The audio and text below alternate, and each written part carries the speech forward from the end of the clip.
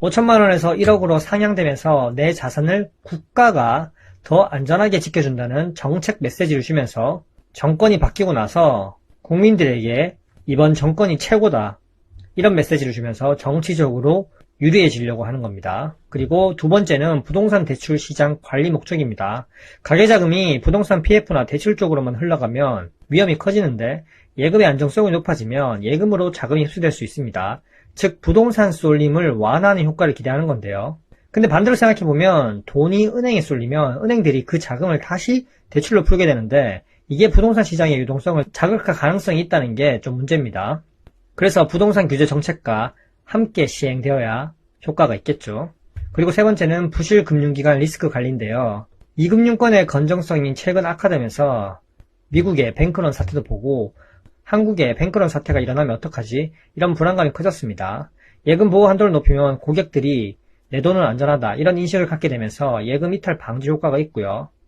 즉 작년에 한창 떠들었던 부동산 PF 부실, 그리고 중소형 저축은행 유동성 위기를 막기 위함입니다. 결과적으로 한국의 자산 70% 이상이 모두 다 부동산에 쏠려있기 때문에 자칫 잘못하면 어떤 한 요소가 트리거가 되어서 연쇄적으로 부동산 폭탄이 터질 수 있기에 서서히 분리 조치를 하는 것으로 볼 수 있습니다.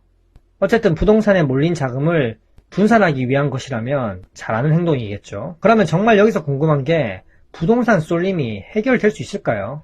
한국 같은 부동산 공화국에서 과연, 저도 물음표인데요, 표면상으로는 자금이 위험 자산으로 가는 것을 막겠다, 이런 입장이지만 아이러니하게 부동산으로 자금 유입을 완전히 차단하기는 어렵습니다.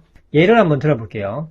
은행에 돈이 이렇게 몰리게 되면요, 예대 마진이 확대되면서 은행은 대출 여력이 증가합니다.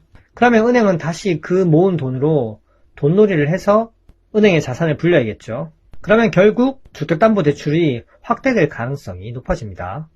아까 말씀드렸듯이 부동산 대출 규제를 동시에 유지해야지 부동산으로 자금이 유입되는 걸 제한할 수 있고요. 결론은 부동산 규제 정책을 시행하고 있는 정부와 같은 기조로 가야 된다는 겁니다. 한 가지 정책만으로는 모든 걸 해결할 수 없습니다. 일단 정부가 얘기한 대로 단기적으로 금융 안전에 기여할 수는 있지만 중장기적으로 부동산 자산 시장에 새로운 파급 효과가 나올 수 있기 때문에 이 점도 주의 깊게 봐야겠죠.